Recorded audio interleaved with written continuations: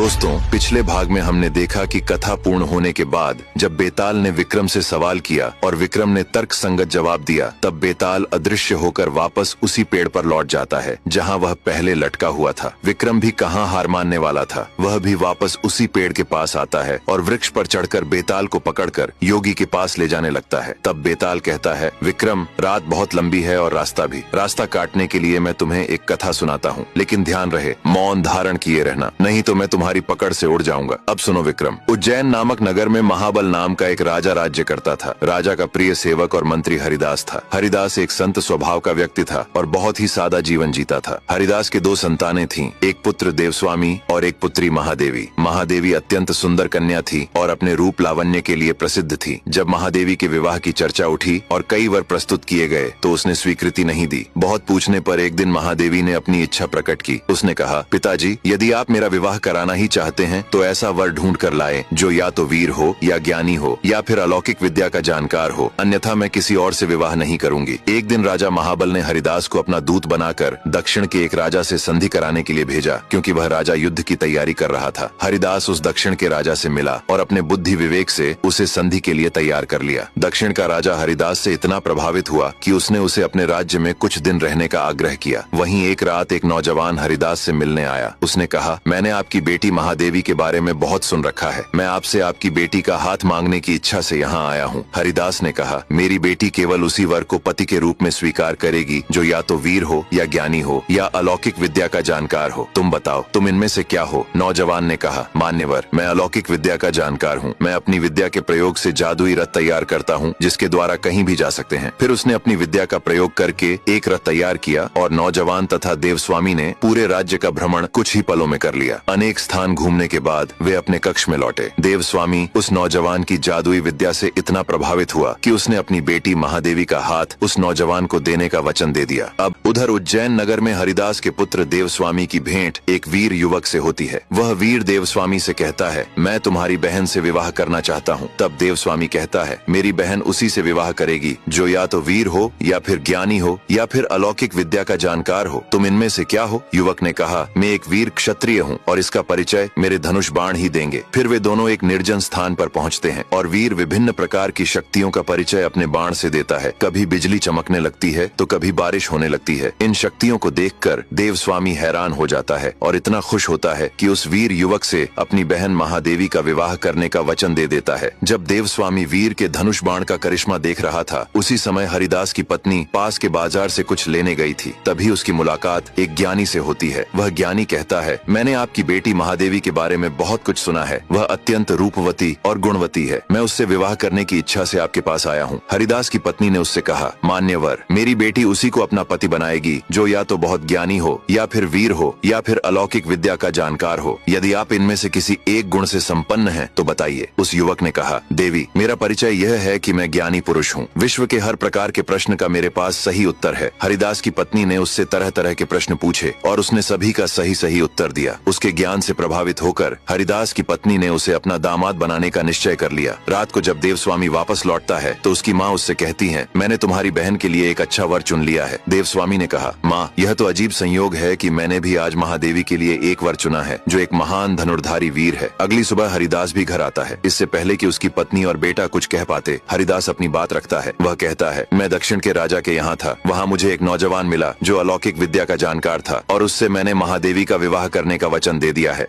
ये जानकर महादेवी हैरान हो गई कि भाई, पिता और माँ उसके लिए 3 वर चुन चुके हैं। हरिदास और उसका परिवार ये निर्णय नहीं कर पाए कि महादेवी के लिए किसे वर चुना जाए। अंततः यह निश्चय किया गया कि तीनों वरों को आने दिया जाए। उन तीनों के साथ कुछ समय बिताकर फिर तय किया जाए कि कौन सबसे योग्य है। कुछ दिनों बाद तीनों वर हरिदास के घर पहुँचे, लेकिन उसी समय एक विचित्र घटना घट गई। हरिदास की पत्नी रोती हुई आई और बोली, महादेवी घर में नहीं है। आज सुबह से ही वह अपने कमरे से बाहर नहीं निकली। जब बहुत देर हो गई तो मैं उसके कमरे में गई, पर महादेवी कहीं भी नहीं मिली। पूरा घर व्याकुल होकर दौड़ भाग करने लगा, पर बहुत खोजबीन करने पर भी महादेवी का कहीं पता न चला। तब ज्ञानी ने कहा, चिंता मत करो, मैं अभी ज्ञान शक्ति से पता लगाता हूँ कि महादेवी कहाँ है। उसने अपनी दिव्य शक्ति से देखा कि महादेवी को एक राक्षस उठाकर विंध्याचल पर्वत पर अपने घर ले गया है। उसके रूप पर मोहित होकर वह राक्षस महादेवी को अपनी पत्नी बनाना चाहता है। फिर ब्राह्मण ने अपनी जादुई विद्या से एक रथ तैयार किया और ज्ञानी ने राक्षस के घर का रास्ता बताया और धनुर्धारी वीर के साथ रथ पर सवार होकर सब लोग राक्षस की गुफा में पहुंचे। वहां राक्षस और वीर के बीच भयंकर युद्ध हुआ। तरह तरह के अस्त्र शस्त्रों का प्रयोग हुआ। अंततः वीर ने एक दिव्य बाण से राक्षस को मार गिराया। राक्षस के मरते ही महादेवी को मुक्त कर सब लोग घर लौट आए। लेकिन घर पहुंचते ही ज्ञानी ब्राह्मण और वीर के बीच विवाद शुरू हो गया कि महादेवी किसकी योग्य है। ज्ञानी बोला, यदि मैं यह न बता पाता कि राक्षस महादेवी को कहाँ ले गया है तो महादेवी का वापस आना नामुमकिन था, इसलिए विवाह के लिए मैं ही सबसे योग्य हूँ। तब ब्राह्मण बोला, यदि मैं अपनी विद्या से आकाश गंगा में रथ न बनाता तो आप लोग क्षण भर में राक्षस के घर कैसे पहुँच पाते, इसलिए महादेवी से मेरा विवाह होना चाहिए। फिर वीर ने कहा, यदि मैंने अपनी शक्ति से उस राक्षस को न मारा होता तो आपके प्रयासों के बाद भी महादेवी कभी जीवित लौटकर घर नहीं आती, इसलिए महादेवी से विवाह का अधिकारी मैं हूँ। इतनी कहानी सुनाकर बेताल विक्रम से कहता है, बुद्धिमान विक्रम, तुम बताओ महादेवी किसे मिलनी चाहिए? यदि जानते हुए भी तुम सही उत्तर नहीं दोगे तो विश्वास करो तुम्हारे सिर के 100 टुकड़े हो जाएंगे। विक्रम ने कहा, महादेवी वीर को मिलनी चाहिए, क्योंकि वीर ने ही अपने बाहुबल से राक्षस को मार गिराया। ज्ञानी और ब्राह्मण तो केवल ईश्वर द्वारा वीर का कार्य संपन्न कराने के लिए साधन मात्र बने थे, इसलिए महादेवी वीर को ही मिलनी चाहिए। तब बेताल हंसते हुए बोला, विक्रम तुमने सही उत्तर दिया, लेकिन विक्रम तुमने बोला और मैं चला। इतना कहकर बेताल फिर से उड़कर श्मशान में चला जाता है। तो दोस्तों चलिए देखते हैं अगले भाग में विक्रम और बेताल के बीच क्या घटित होता है। देखते रहिए विक्रम और बेताल।